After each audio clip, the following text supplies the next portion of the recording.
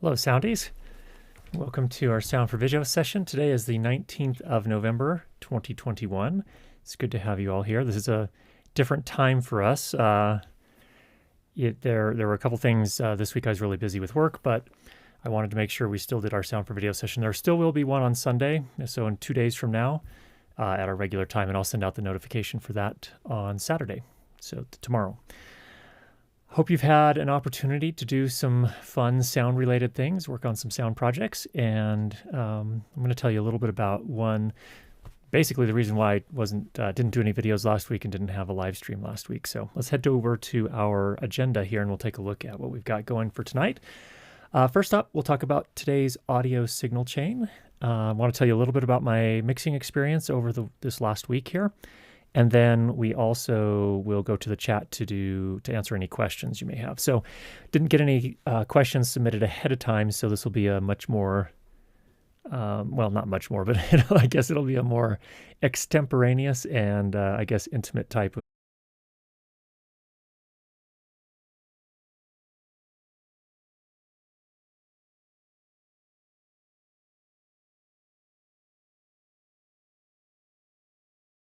Hi, we're back. We had a backup strategy in place. We are using Ecamm Live now.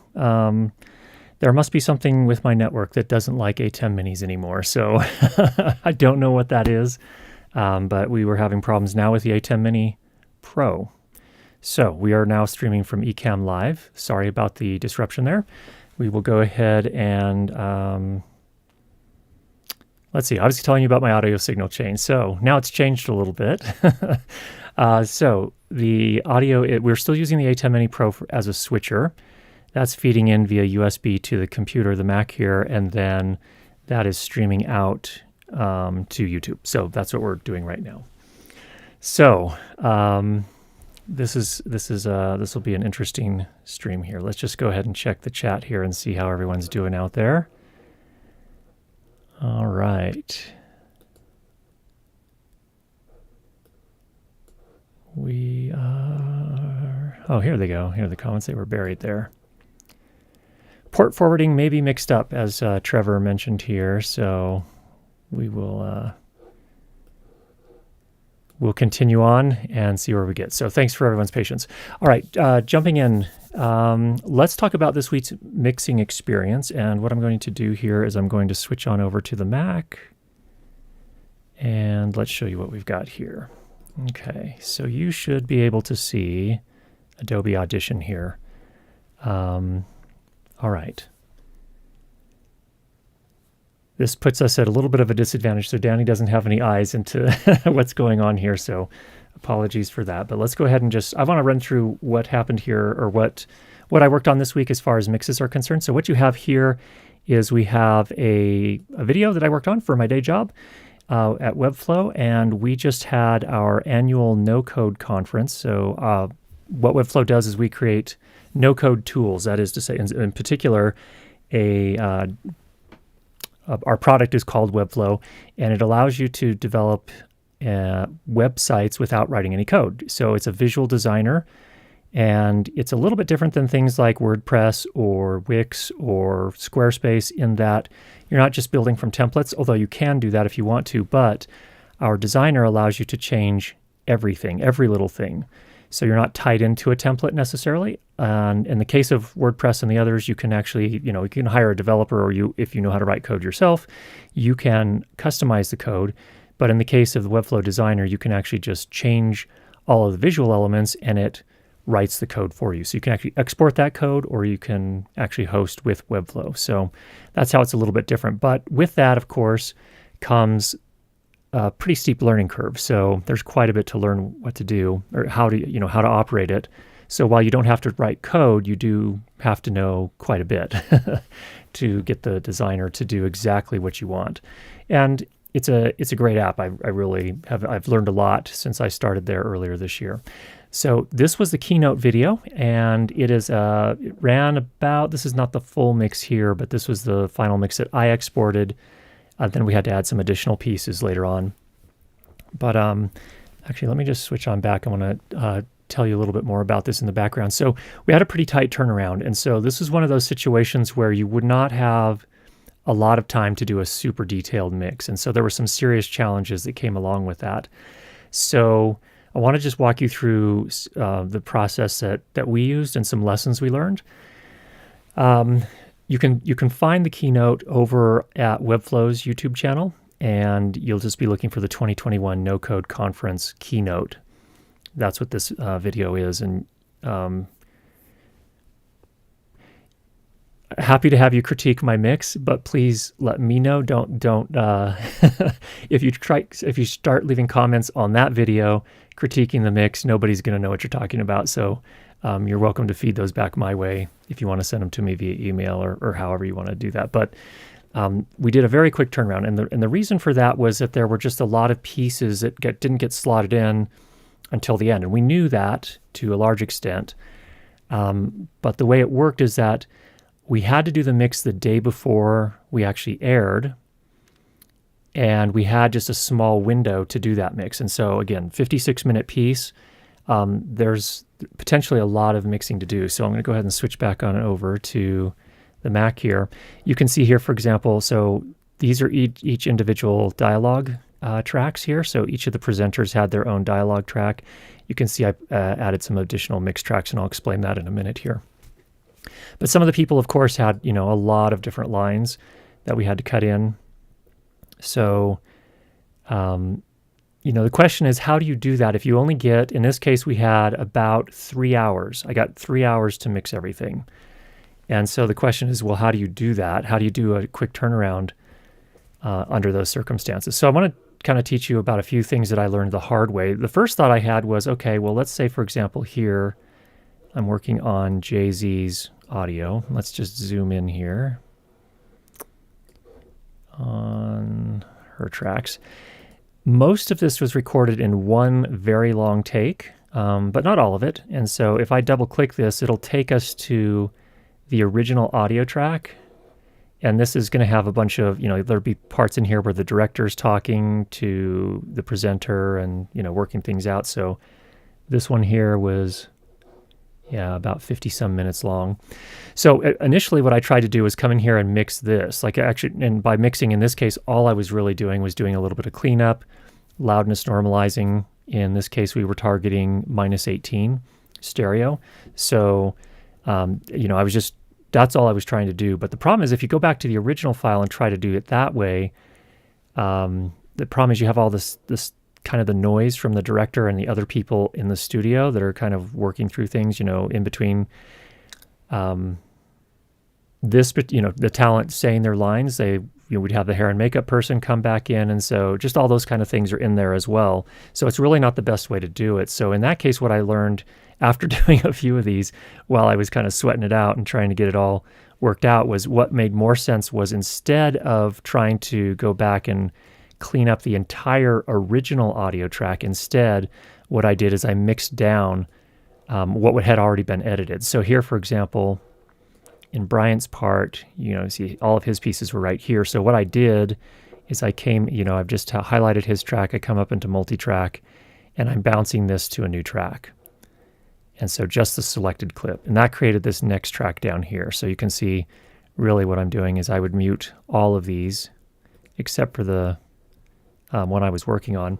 Then what I could do is I could actually take this one, I could move this over into RX and very quickly do a quick run. If I needed to do any noise reduction, I could do that. And then I could loudness normalize it, debreath it, and all that kind of stuff. So then I could turn it around pretty quickly. So that's just a matter of round tripping. I could just come into effects, send it on over to RX like that. Again, do the cleanup here, send it right back to Adobe Audition, and then it would be here in the multi-track. I could mute everything except for the one I wanted to export, and then I could export just that track and get it back over to the editors. Now, the reason we did the individual presenters individually like this, as opposed to just creating one final mixdown, was that they were still working on the edit. So I had this 3-hour window to turn all of this around, get it back to them. They could sync it back up in the main timeline in Premiere, and then they could go back in and start doing additional edits. So while I had my 3-hour block, they were dropping in other assets without making any changes to the length of the timeline, any cuts that would affect the length of the timeline or timing on the timeline. So I essentially had a short-term picture lock, got all of the individual tracks back to them. Once I just, I mixed them basically. I just cleaned up each of the individual presenters, sent that back to them, and then we were on our way. So it was kind of an interesting workflow. I just wanted to kind of expose you to that so you could see where there are kind of different ways to approach these things. And sometimes you have to come up with some pretty creative solutions. The idea of picture lock is kind of an ephemeral one that often doesn't happen in real life, depending on the projects you're working on. And in this case, that was, instead of having picture lock and having, a day or 2 days to work on a mix, instead we had a 3-hour window before the edit was complete to turn those around and get it back. And there'll be other things I'm sure that we'll learn and ways to make that more efficient. But it was a really interesting thing, and I thought I just wanted to share that with you, just in case you find yourself in that position. If you have found yourself in that position, I'd be curious to know how you've approached it in the past and how that's worked out for you. So Trevor says, let's see here. Now I'm going to try and figure out how to get these comments. Can't I do that? Nope. Oh, wait, can you? Yeah, I think you can. Danny's going to put the chat on the screen. I think she can still do that. Oh, no. Because I just put one on. You can't see it. Let's see if this will connect. Give us just a moment here. So we're going to try and get the panel over here that Danny's using to connect to the ATEM Mini. He said that's an odd workflow, temporary picture lock question. Yeah, so Trevor's comment is that's an odd workflow, temporary picture lock question mark. So the reason, yes, it is an unusual workflow, but when you have a tight turnaround like that, you have to get creative and come up with a way. We could skip an audio mix altogether, which we didn't want to do. We wanted to do better than that. So that's how we approached it. I'm not saying it's the right or the best approach, but it is an option. To adapt in those circumstances. What? Okay, so this is not coming up. Okay, so I'm going to see if I can how do I get the chat working here in Ecamm Live? I can just tell you what they are. No, we can show them on screen. Okay, there's one from last week. I'm going to go ahead and pop that off. That was Techno Cheesecake from last week.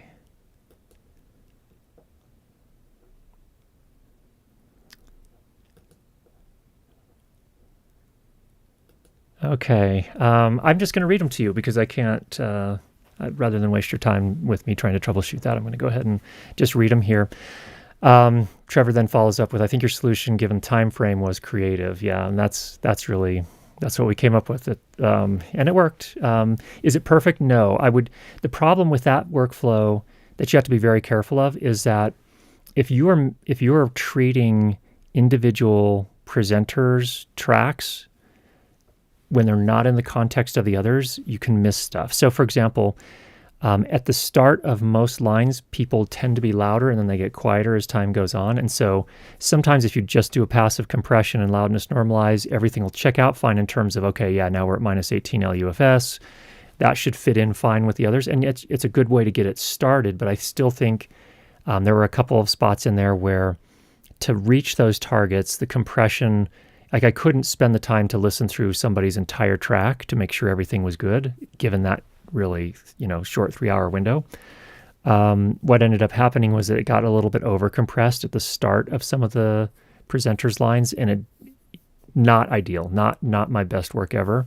So that was one of the challenges. What I would do next time is I would probably check all of the times, because the way this video was set up was basically there were handoffs. Like somebody would say some lines, there was a little bit of back and forth, but then they would say, and now I'm going to turn it over to so-and-so, where they're going to tell you about blah.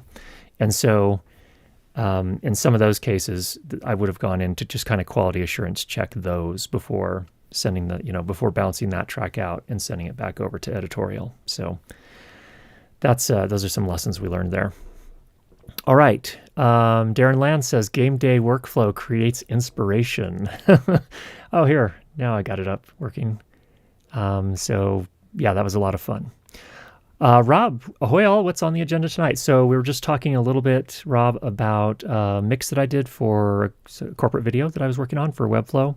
And we just ran through a little bit of that. The Unmarketing Group at Curtis Judd Audio. Do you maintain original time code? Okay. I don't know if you saw that. A Boulder Surfer mentioned a leveler. That is another tool that we could potentially use. 4 up from that. Did you do a final pass after picture re-edits were done? Yes, we did. Yes, but we were out of time at that point. So there were some things we noticed, and we did just go into Premiere and do a little bit of keyframing, basically automation on some of the audio tracks. At that point, the compression was already baked in because I had done it over on my end and sent it back to editorial. So there were, not a lot we could do in terms of undoing that. So that was one of the challenges that we had there. All right, I'm going to go back up to the start of the chat here. Okay. Just go 4 up from where you were. We were buffering. Black magic strikes again. Okay, we're back.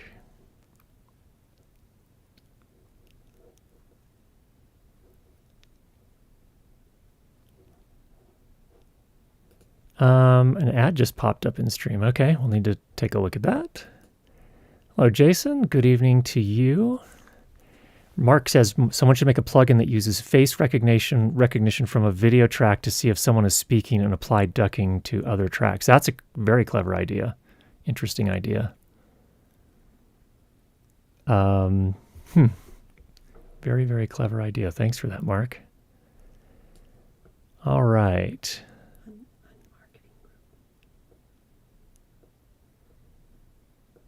All right, we have a question here from the Unmarketing Group. Do you maintain original time code through the entire process to sync back up with picture? In this case, no, we were not using time code.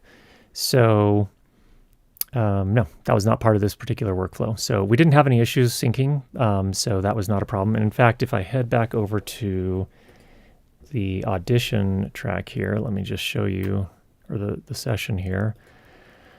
What I actually did, you'll see here on Sada's track,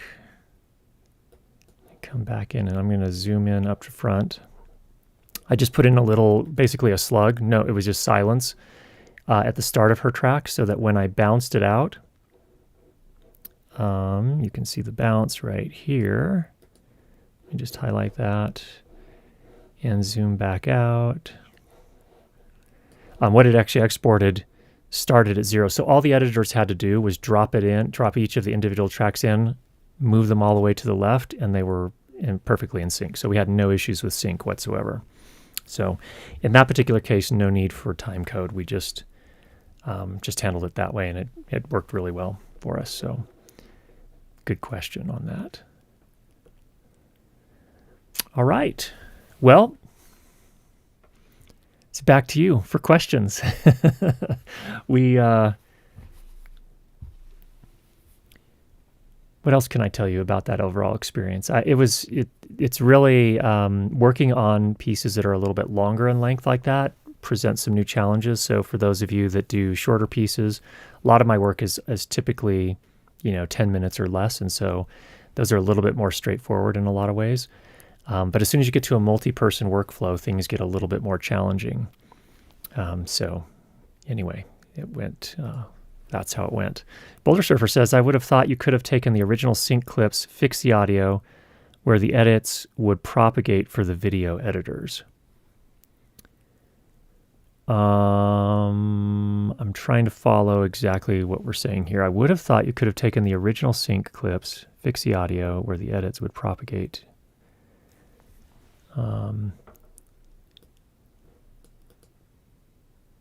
Then do mixing after picture lock. Well, that's the thing, is there was no time after picture lock. Picture lock happened right before the final export and right before final delivery, so there was no time then to do it. So unfortunately, that was not an option in this case. And I was working remotely too. That's another thing to keep in mind. So they were all working in the San Francisco office, and I was here in Utah. So I wasn't on the same network as them, so we didn't have the ability to do the Audition Premiere round tripping. So it's a little bit more complex from that standpoint. Mark asks, goofball question, what's a bounce track? That is not a goofball question at all. So when you're working in a digital audio workstation, basically a bounce track is you take, well, here's a perfect example. Let's pull open SADAs. So from the edit, you can see there are all of these different cuts here. Let me just zoom in here so you can see that. Whoops. Right here on SADA's track. So this is all cut up in the video editing app. These are separate clips. So basically what you can do is you can apply any effects or anything you want in terms of processing, and then you can bounce it down to another track, and that's what this ended up being. Now you can see the amplitude is quite a bit different between these two. That's because after I bounced it down, I then sent it over to iZotope, did the processing, and sent it back here. So a bounce track is just basically you take a track that's a bunch of different clips, any processing that's been applied to them, and bounce it down into a new clip on a separate track. Actually, technically, it's kind of, I mean, you could call it a mix, but you're basically bouncing down one track into a single clip on another track. Hopefully that makes sense there. Not a goofball question at all. All right. And yeah, it was remote, so that's the tricky part. So fortunately, being remote didn't create any additional problems. It just removed some possibilities for us. I don't know if you say Jan in this case or Jan. Did you get to see the new Tascam Handy Recorder? Yes. So for those who have not seen it, in fact, let me just pull it up here. It looks quite interesting. In fact, it's, as far as I'm aware, it is the first handy recorder, the kind of the handheld recorder with built-in stereo microphones that also does wide dynamic range 32-bit float recording. And let's just go take a look at that over here. I'll switch back over to the Mac here. I'm going to get rid of that message. So this is what it looks like. So, obviously kind of a similar form factor. This would be fairly similar to the Zoom H6 in terms of it having 4 XLR combo TRS inputs on the sides, 2 stereo microphones that can be configured XY, or you can also turn them around opposite each other. It's not ORTF at that point. It's just a different kind of stereo. I don't even know what you call it at that point, but AB versus XY, I'm not sure. But it does have a touch screen. It does do 32-bit float, wide dynamic range recording.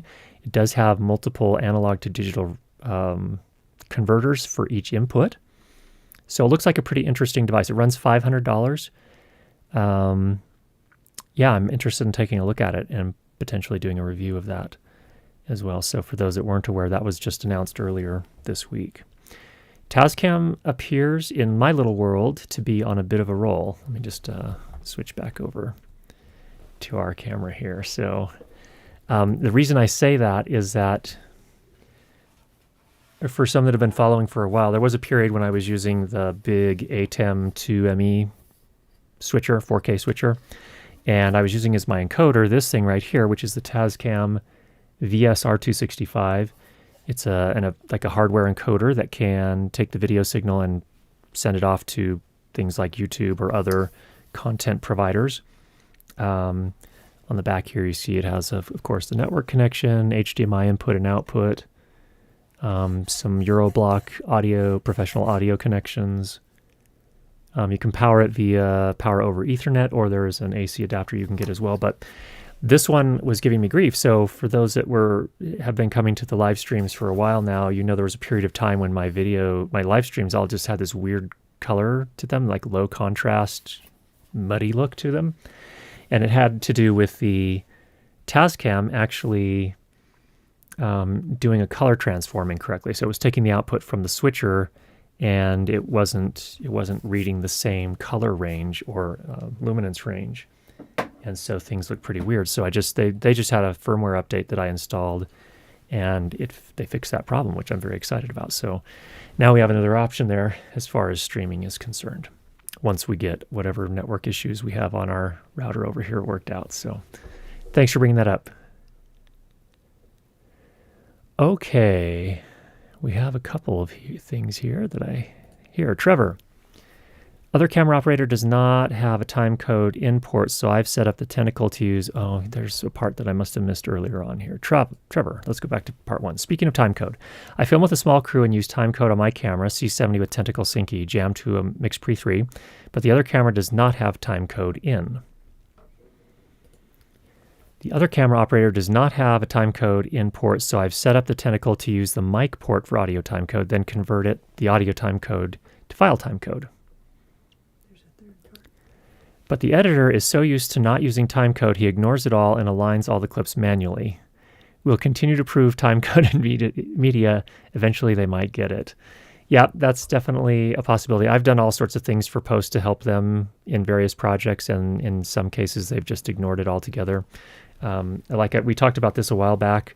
One of the challenges I found too is when I do the location sound mixing, unless they ask for it, I no longer provide a mix track for them because they just get confused. They don't understand the concept and why you would want one. So if they're not asking for one, I'll offer it up front. If the director on site or the producer that I'm working with, hems and haws, and doesn't really know, I'll say it's best if you just don't take one, and we'll just get you isolated channels for each person, each microphone, I should say. So for the boom, and then for each of the lavalier mics, and that works better. They generally they can understand that, and they realize, okay, well, for them, they don't have to do anything special. They just take the audio track they want for the particular video clip they're editing at that point. So that seems to work better. If they don't know that, the problem ends up being is they end up keeping the mix, and they take the isolated channel, and then it usually sounds kind of phasey. So that's just something to keep in mind that can often happen. And yeah, sometimes it depends on the group you're working with. Boulder Surfer says, when using Final Cut Pro, I sync AV with multicam clips. I edit original media. I then do picture edits. Updated edited audio just propagates through. You'd think a similar workflow would work in your case if I made any sense. Okay, that makes sense this time. So yeah, when I work on my YouTube videos, that's typically how I do it. I will actually process the dialogue track first, then send it to Final Cut, sync it up, and then it's all taken care of there. I just have to apply fades between the cuts and stuff like that. So that works there. In this case, again, we were working with the takes were so long that it just wasn't practical to do it that way. But for shorter pieces, that definitely works, or at least in my case, that's how I definitely prefer to work. So that does make sense. Now, thanks for sharing the details. Alan says, the only thing the Portacapture X8 lacks is time code. Yes. So if you are doing a time code dependent workflow, may not be the best choice. Walk the World. Hi from Australia. Using Rode Go 2, both internal mics, 2 separate channels, getting crosstalk between the two. Any way to force ducking? So I think you're getting mic bleed is what you mean when you say crosstalk. Crosstalk typically is something that happens internally across the signals signal channel 1 ends up getting mixed into channel 2. But that's just a post thing. So if you want to keep them separate, there is a setting in the Rode Wireless Go 2 to keep them separate. I can't remember if they call it stereo mode or it's not merged. There's merged and whatever the other one is, separate stereo, something like that. I think you're probably doing that. But what you're having the issue with is my guess, based on what I know about audio, is that people are close enough that when one person talks, their voice gets into not only their microphone, but the other one as well. So typically what we do in post is we correct it in post. So we get rid of the stuff, or we fade down the second person's mic when person 1's talking, and vice versa. When person 2's talking, fade back person 1's mic. There are some automated ways to do that. WT Auto Mixer, which we covered in a Sound for Video session sometime back. If you want to see a demo of that, just do a search for Curtis Judd Audio WT Mixer. and you should be able to find that there on YouTube. So that'll give you a way to hopefully clean that up in post there. Thanks for that question.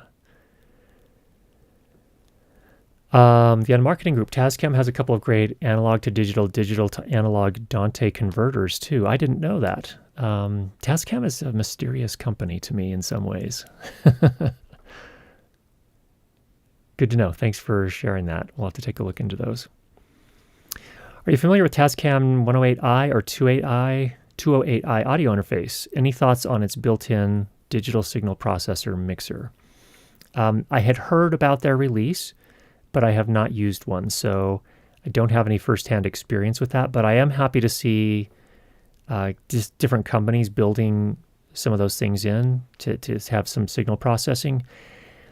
It's still really important to understand how the signal processing works to get the optimal results, I think, but it is interesting to see those kind of things. So, for people that are doing a lot of live type things, I think that's where the signal processing is really helpful. So, you might want to do just a little bit of compression for your live stream, and having that kind of feature there really helps a lot on that front. So, sorry I don't have more details, Darren, but looks like a good one. Will that Tascam stream to multiple sites simultaneously like YouTube and Facebook? Yes, it will. It can. It tops out, I think, at 30 megabits as its total bandwidth that it can handle. But yes, if you split that up, you can send it to, I think, 3 different services simultaneously.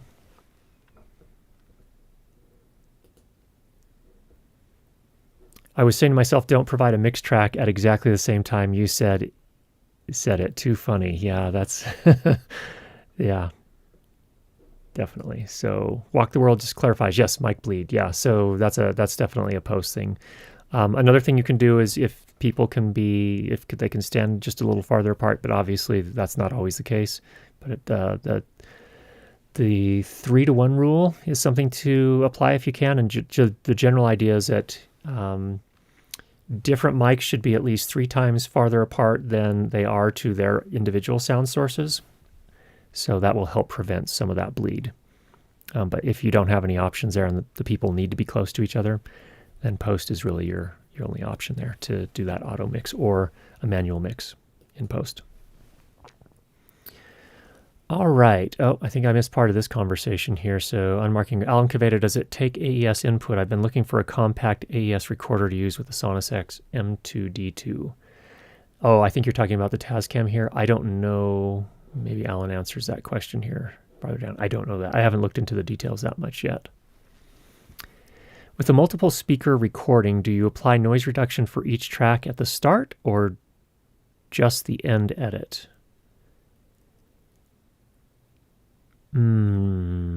Well, that's a... Noise reduction is not always the first thing that I do. And when you say multi-speaker recording, do you have them on separate tracks or are they all on the same track? That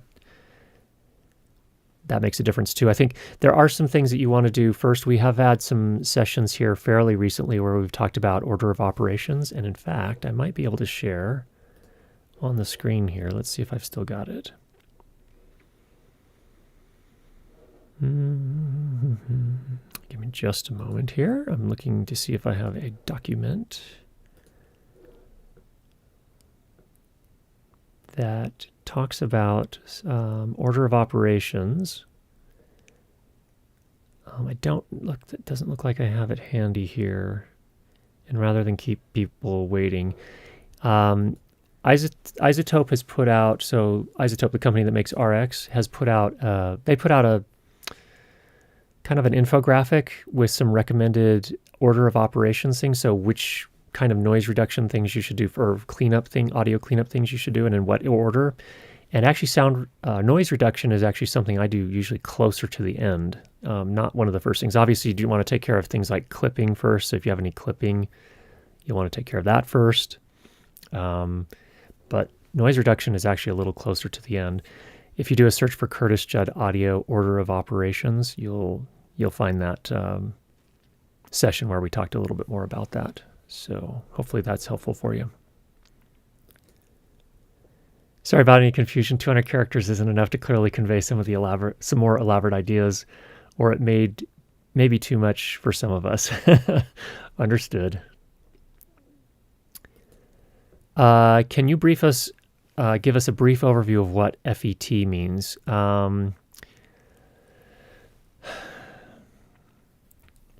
I'm not prepared to do that tonight. I have a kind of a general idea, but there are different ways. So it's an electronics term. I will come back to that. I'll add that to the list. I'd rather do a little bit more research to make sure and kind of refine what I say about it so that it makes more sense. I could ramble on for a little while, but I think I'd be more likely to confuse people. So what I'm going to do is I'm going to make a note on that. It doesn't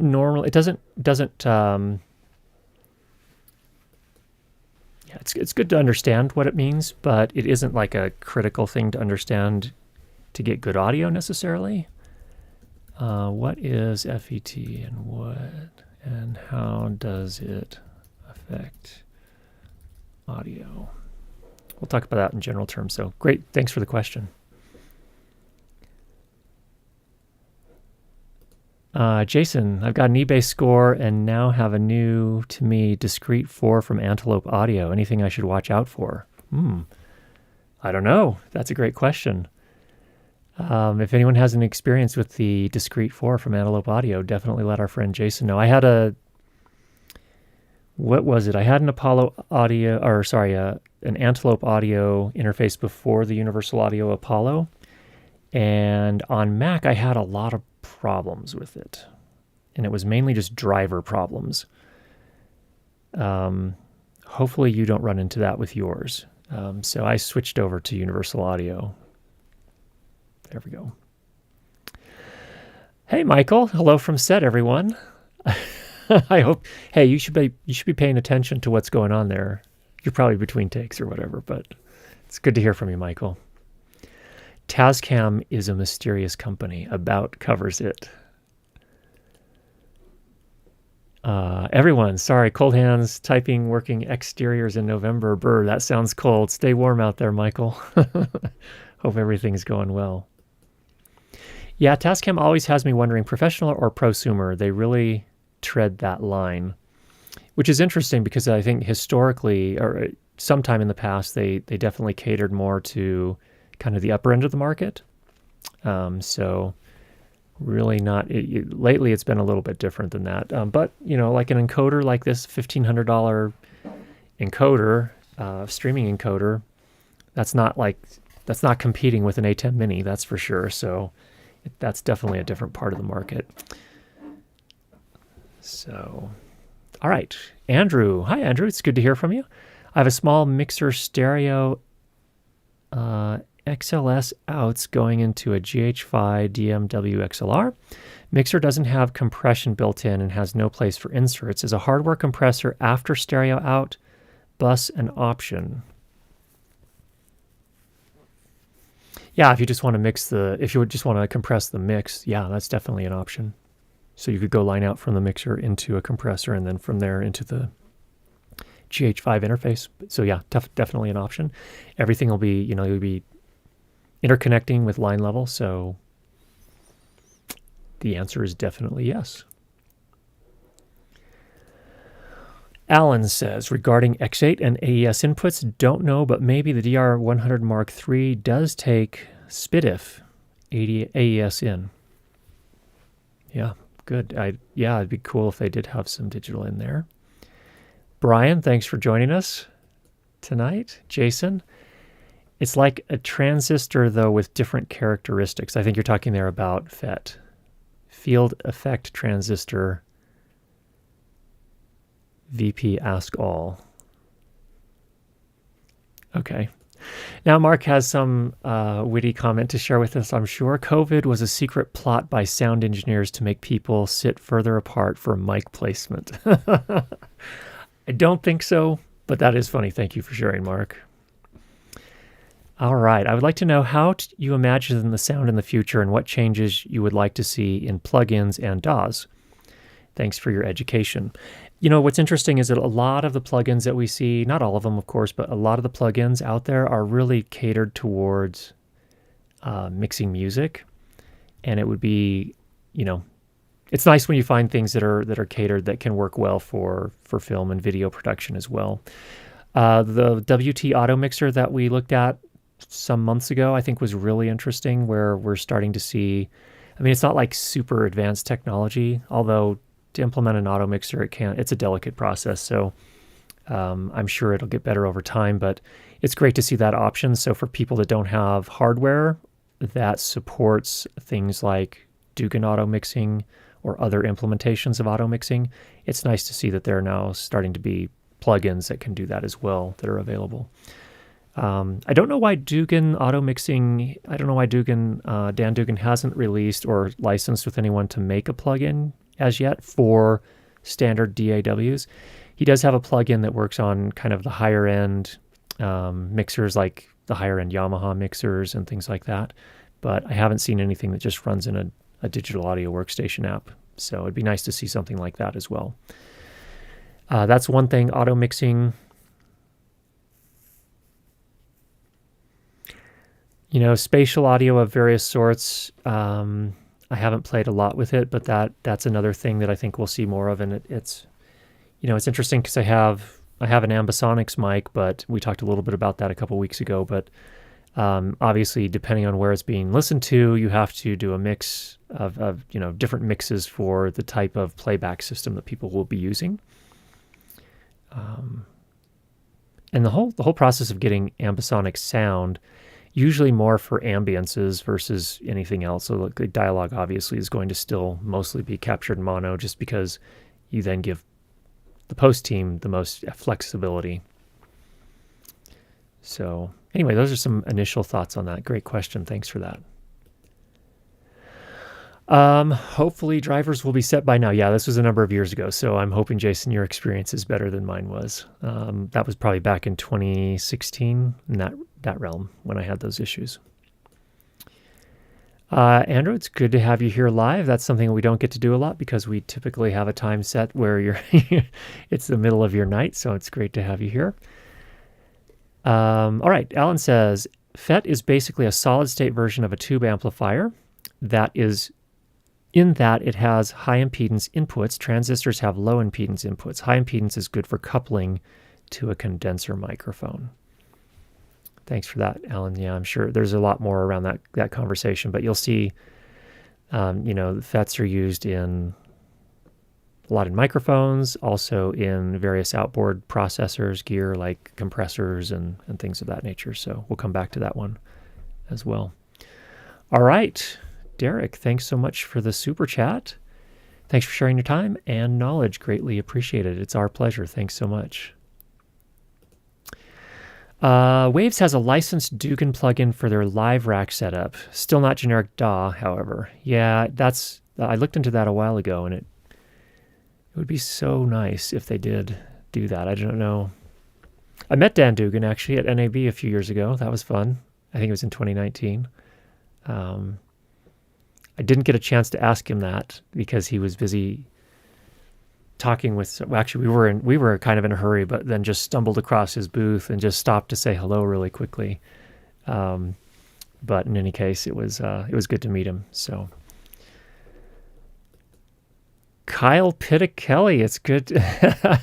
Thanks for joining, Kyle. It's great to have you here. Hope you're doing well, getting some rest. Kyle is one of my colleagues over at Webflow, and we just finished up our annual No Code conference. Kyle spent a lot of time on camera for our live show during the conference, so he was one of our commentators at the broadcast desk. That was a lot of fun. So Kyle, hope the conference went well for you, and hope you get some rest and a good week off coming up here. All right, we have a few more minutes, so if you have any questions, if you wouldn't mind just putting at Curtis Judd Audio, we'll make sure that we get that addressed here. How's everything over there? 2 thumbs up. All right. Poor Danny basically lost her job here tonight because we had to switch over to the backup solution. Just making sure you stay on top of the So she's helping me stay on top of the chat here tonight. So my next, as we're waiting for those questions to come in, just a couple of other things I can tell you. The next video I'm working on for the main channel is going to be a look at the Shure Duraplex lavalier microphones. We did a demo of that a few weeks back, but we will be coming in to take a closer look at those. So that's one thing. What else can I tell you about? Looks like another question came in. A couple more. Here we go. Here from Michael. Which mic would you recommend for indoor boom and voiceover in a lightly treated space? Or would you recommend one for boom, another for voiceover? Budget $1,200 to $1,500. Well, I think really the secret is finding a microphone. If it's for your voice, my sense is the nuance there is it's best if you can find something that fits your voice well. And that's hard to do, based on just watching reviews or hearing other people's voice through the microphone. Although you can learn some things from that as well. I think you certainly could use the same microphone as a boom mic and for voiceover. Again, finding one that really fits your voice well. I will say that I am quite a fan of, and I don't know of anyone that uses this for voiceover work. I don't live mainly in that world, so I don't know a lot of voiceover artists anyway. But the one that I really like quite a bit is the Sennheiser MKH 8050. It's a great sounding microphone for most voices that I've put through it, and you could use it for voiceover as well. Now it is it's a super cardioid polar pattern, so it does have a little bit of a tail on the back where it'll pick up some sound from the back. So if you are going to be operating in a booth, that becomes basically a non-issue for the most part, unless you've got something behind the microphone that you're using, maybe holding a paper script or something like that. You'll just have to be careful that way. But that's right in the $1,200 range, as I understand it. All right. Christopher asked, how long have you had the Allen & Heath SQ5 now? Enough to have thoughts, yay or nay? Well, yes, I've had it since it was first announced. I got it in December of the year it was released. I don't remember when that was. It was actually less expensive then. It was $2,500 now. I believe it's more expensive than that. I don't use it the way most other people that use digital mixers of that scale. I don't use it the same way. I use it largely for educational purposes. So when I have courses where we talk about mixing, we've used it on the live stream here to demonstrate different things, mixing concepts, things of that nature. But I don't generally run live shows where I have to do a lot of that. So I'm probably not the best person to ask from that standpoint. However, there's some really great mixers out there that are using SQ5 or the Allen & Heath SQ series for various things, for mixing bands live, mixing a lot of worship kind of things as well, using the bigger mixers, I think it's the SQ7. I love it. I think it's a great mixer. Allen & Heath have done a really nice job updating it, so they're still very much on top of it. I would say yes, but I don't know exactly what your situation is. But in terms of my experience with it, it has been fantastic. I've really liked the SQ5. So, Darren brought up a very good question. I'm glad yes. We are still planning to do the RX live class on Black Friday. So that's 1 week from today. I will have details. I'm going to have to spend some time here over the weekend getting that ready, but probably on Monday we'll have some things. If you're on the list, if you want to know about it, I will send an email out to the email list from the school. So if you're not signed up for that, you'll want to go to school.learnlightandsound.com. You can enroll in the school. It doesn't cost you anything to get enrolled, and just make sure that you do accept the emails, that you'll be added to the email list, and I'll send out a note to let you know the details on when that's coming. So we will probably have a limited number of people we'll do for the live class, but then afterwards we'll take the recordings from the live class, probably edit out a lot of the the non-teaching stuff. I'm not sure the best way to describe that, but we'll probably have an edited version that will then become available to those that attended the class live, but also available to other people as well that were not able to attend live. So that's about how we're looking at doing that. So thanks for asking that, Darren. More details to come. So if you are interested, make sure you are signed up at the school, and then we'll get you those details. All right, Trevor. Indoor dialogue mics. I have an Octava MK012 with a 3-capsule kit. Will I get much improvement going to the MKH 80? I assume you mean 8050.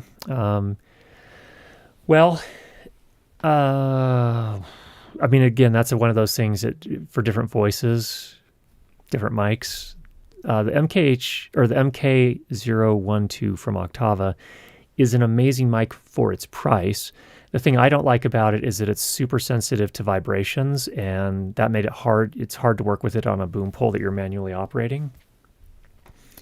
So if you are doing a lot of that and you're running into issues where it's picking up a lot of that vibration and you're getting a lot of rumble, that's the MKH8050 doesn't have nearly that kind of issue as the Octava.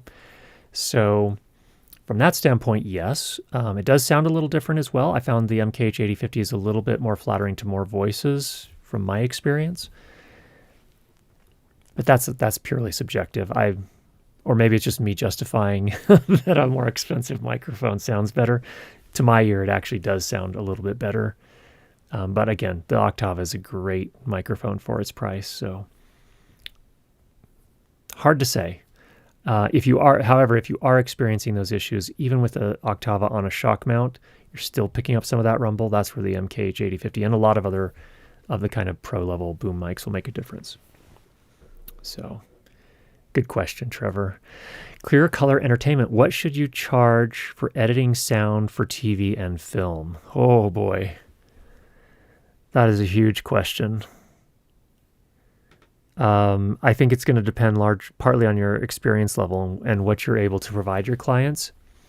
You have to start somewhere. I really don't. I'm not really probably the right person to answer that question because I don't do a lot of that type of work. I do, on my day job, obviously, we do some of that work.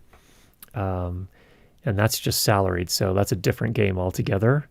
But I'm really not, honestly, I apologize, but I don't know how to answer that question because it's not my main thing. Someone who might be worth asking that question to is Alex Knickerbocker. He works more I think he does a lot of mixing for commercial projects, fairly high-end commercial projects, but he should have a better idea because he's been in that part of the business for well, I don't know how long, but longer than me, that's for sure, because I don't do a lot of that work.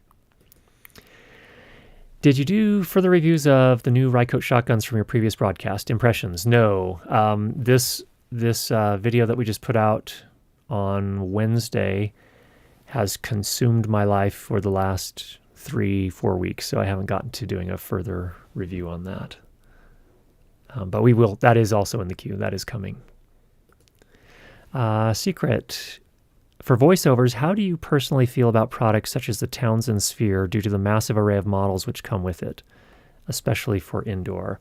I think it's an amazing idea. The samples that I've heard from it, for those that are not familiar with it, basically what it is, it's a microphone, and it also comes with a software app that will model a whole bunch of different classic microphones. So you basically, it's not a cheap microphone, but the value is that you get something that can sound like a whole bunch of different classic microphones.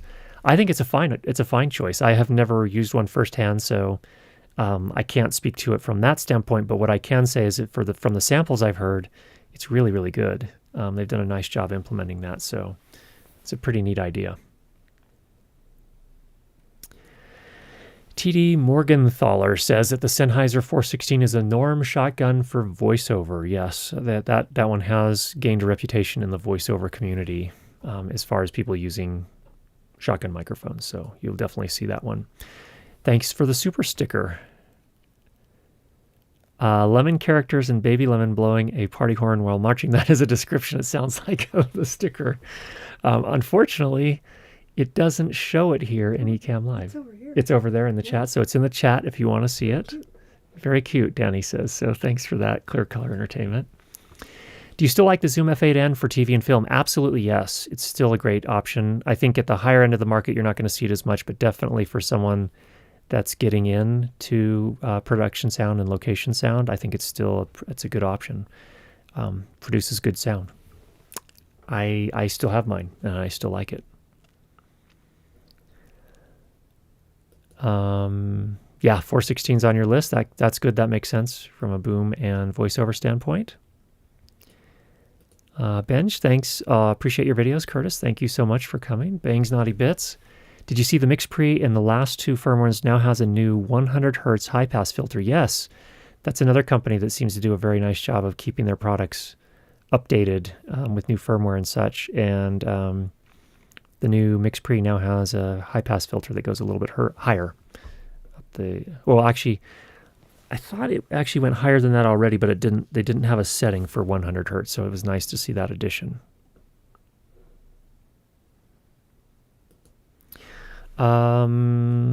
Speaking again of the MKH416 from Sennheiser, it would standardize you long-term for sure. Buy it once, they say. Buy once, cry once, I've heard some people say. So Danny's over here laughing at me, which she has every right to do. Trevor says, I have a good isolation mount for the MK012, so boom handling hadn't been an issue. Just wondering if the room noise will improve. Nah, I don't know what the self-noise spec is on those two different microphones, but I wouldn't expect a massive difference in the two. Not really. I think the 3-capsule kit for the MK012 is an Omni, a cardioid, and a hypercardioid. So the polar pattern's a little bit different. So the nice thing about that is you get a choice. So if you want something that's more isolating of the room and you can use it in very close, the cardioid may be a better choice in some circumstances. It's nice that you have that choice. So yeah, I don't know that throwing down $1,200 if you're happy with it.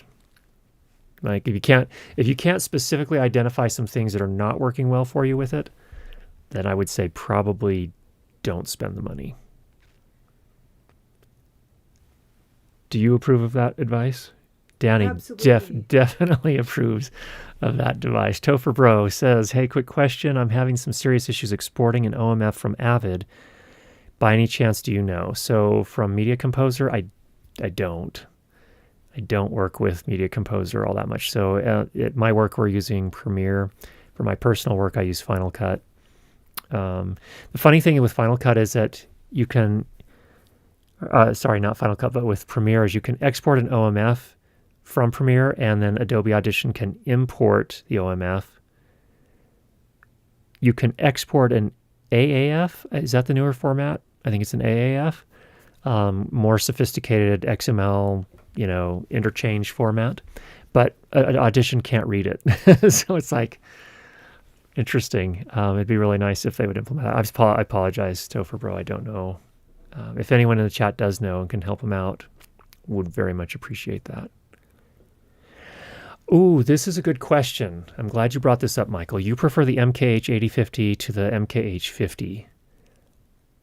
This is pure opinion, and some people are not going to like this, but I very much prefer the 8050 to the 50. We use the 50 at work, and there are some voices that talk through the 50, and it is just a really harsh, unpleasant experience. I do not love that mic from that standpoint. Other people's voices, it sounds great, but there's something that's going on in the mid-range with certain voices that it just doesn't mix well with. And that's the reality is that's the case with every microphone. There's no one microphone that's going to sound great on every person's voice. Just the reality of the situation. And I have found in my experience that the 8050 actually sounds better to my ear on most people's voices. Now, that's not to say that the MKH50 can't be EQ'd in post to make it sound great, or even live if you're using it live. Just that straight into the recording, if you're not doing any sort of processing, I actually do prefer the 8050. Alan Cavedo suggests, as far as your post editing, the question about how much you should charge, he suggests $100 per minute delivered. That actually could be reasonable, depending on the market that you're targeting. At first, I thought you meant every minute every minute of work, but $100 per minute delivered actually seems like a fairly reasonable possibility there. Restraint. I've been comparing a lot of different stereo recording techniques, and I'm wondering why mid-side isn't more popular, as it feels the right way to go to me technically. Thoughts? Yeah, mid-side makes more sense to me so as well, because for those that are not familiar with it, the idea is that you have a directional mic facing the sound source, and then you have a figure 8 mic turned 90 degrees from that main mic, so you can pick up the sides, or basically the ambiance. And then with the decoder, you can actually adjust the stereo width in post, which is a really interesting thing. And it's actually used quite a bit in music. It seems like there's a lot of plugins that will support mid-side stereo imaging. So I don't know why more people aren't using it. Maybe because not very many people have figure 8 pickup mics. I'm not sure. And I don't play a lot in that world, to be honest, but that's my initial thought. Danny's over here laughing at something that just happened. Super chat. We got a super chat from Trevor. Thank you, Trevor. We're getting our way there. Clayton asks, thanks for all your great videos. I'm wondering what the disadvantages of recording directly into Logic Pro versus a dedicated recorder might be. I don't think there are any disadvantages if you're working in studio. If that's how you prefer to work, I don't see any problems with that. The potential advantage, I mean, I guess if you wanted to set up a workflow with, if you're working with something like a Sound Devices MixPre that is both a recorder and an audio interface, you could get the best of both worlds. So you could record to the SD card and pass through the audio multi-track to Logic in this case. So yeah, there's no real disadvantage if that fits your workflow. I think it's a great option. Mr. A, when are you doing Convo video with sound speeds, podcastage, and Booth Junkie, maybe adding Ray Ortega? That is a great question. I would love to do another one with those fine people as well. It'd be nice to find a woman that we could add to that mix, the conversation. We don't want it to get too bro heavy. All right.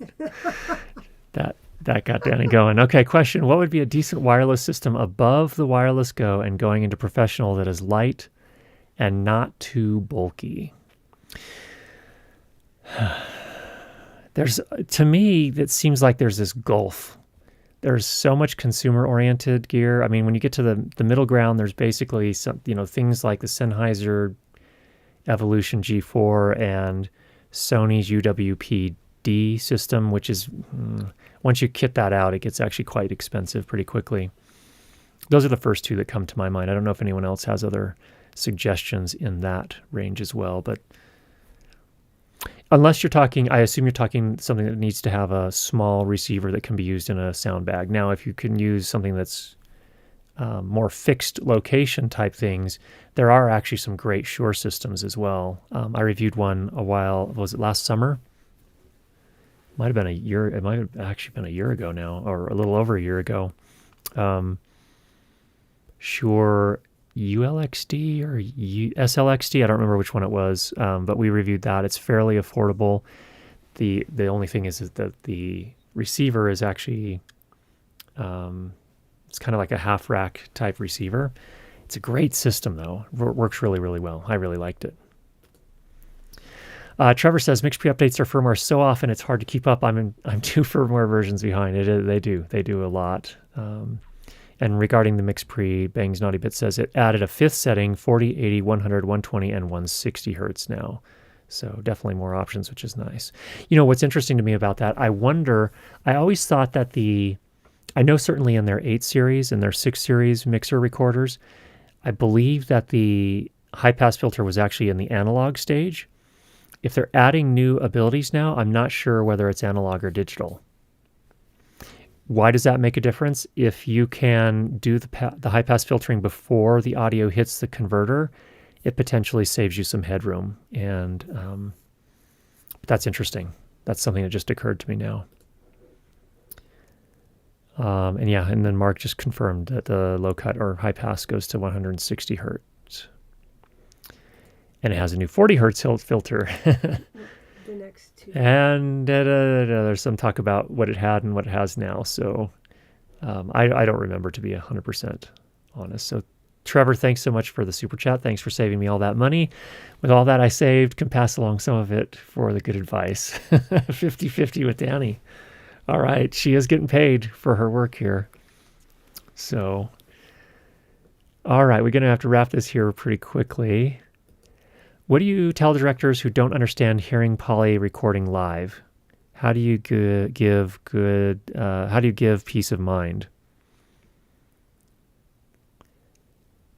I'm not 100% sure I understand the question, but in the case of location sound, when I've done what I've learned on some of the early jobs I did was that if you deliver a polywave file that has a stereo mix in it plus all of the isolated channels, that some less experienced post-production teams don't know what to do with that, and all they do is leave everything in. That, yeah, they just kind of sometimes do a sloppy job, and then you end up with some weird phasing, and they are just frustrated with you because they think you didn't do a very good job, when in fact you were trying to help them out. I don't know if that's the question that you're asking, but that's the problem that happens is that, for example, if there is a two-person dialogue or an interview, if they just plop your audio file in there, they're getting the stereo mix. Baked into that stereo mix, there's going to be some microphone bleed, and so you're going to get some phasing and weirdness there already.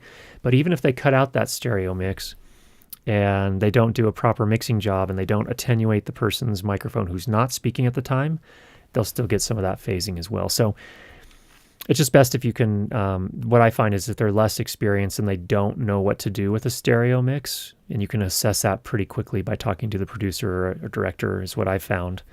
Then just giving them the isolated channels is the best bet. That way at least they won't have that phasey sounding mix track. So, and that's assuming that in my case, what I was doing is I was operating boom, so I couldn't actively mix and I couldn't do I couldn't do the attenuation of the person who was not talking at the time and then fade them back up and down and so on and so forth, because I was operating the boom pole, the boom mic. So I don't know if I'm answering your question. I hope I am. Thanks for that. One thing that Bang's Naughty Bits brought up in regards to recording directly to Logic Pro is that recorders crash less often. Potentially. What types of features differentiate a Sound Devices 8 series from a MixPre tier? What makes them more appealing to pros? The general answer to that question is flexibility, and it provides the flexibility and especially the number of outputs that they need. They generally have AES inputs. They integrate well with slot systems where you can attach multiple wireless receivers. And so, for example, I have an SL2, a 2-slot system that mounts to the top of the 888. That allows me to get actually potentially 8 channels of digital audio into the 888 without having to run a whole bunch of additional cables in my bag, which is really nice. They're set up, their power inputs are set up to work with battery distribution systems, although that's true of the MixPre 10 as well. It's got a Hirose or Hirose input, depending on which part of the world you're in and how you prefer to say that. The MixPre 3 and 6 don't. They just have a USB input for power. There's just so many things. Dugan auto mixing is another option, another feature. Bigger faders that are a lot easier to operate in person. I think the build is probably more robust.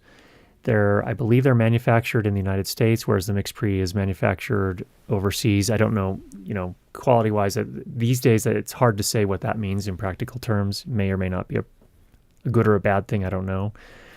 But I have heard of some issues with the MixPres. The little tabs on each of the inputs breaking. They're actually Neutrik connectors, but some people have complained about those breaking on them. I have never heard of that issue being an issue on a Sound Devices 8 series unless someone, I don't know, like a car got caught on a cable that they were running across the road and the whole thing flew out of their bag or off their cart or something. I don't know, but the build quality is more robust, definitely, on the Sound Devices 8 series. Powering flexibility. On the 8 series, you have the Sony NPF or L series battery mounts, so it gives you another option. There are a lot of different things, but those are some of them. Darren says, I like the bill by the minute algorithm in the late 80s, early 90s. We used to print to our source code and bill by weight. Interesting. Andrew's in Final Cut putting words over a fake Morgan Freeman voiceover. A lot of fun in this video. All right, we need to wrap it. We're 12 minutes overdue. I know we've been talking. Oh, here's a great one from Greg. I believe the MKH50 has a presence boost from 3 to 10 kilohertz, whereas the 8050 is flat. And that's generally what I've found in practical terms. That kind of mid-high range is really, it's hyped. And it sounds great for action movies if you want that sound, but some people's voices, it is just not a great mix. And the 8050 is evidently flatter than that. To me, that would make sense based on what I've heard from it. So, good one. All right. Apologies that we can't get to everything. Thank you all so much for joining us here. Get out there and make some great sound. We'll see you again on Sunday. And then again, for those that are interested in this will be an iZotope RX introductory course that we're going to be doing next Friday.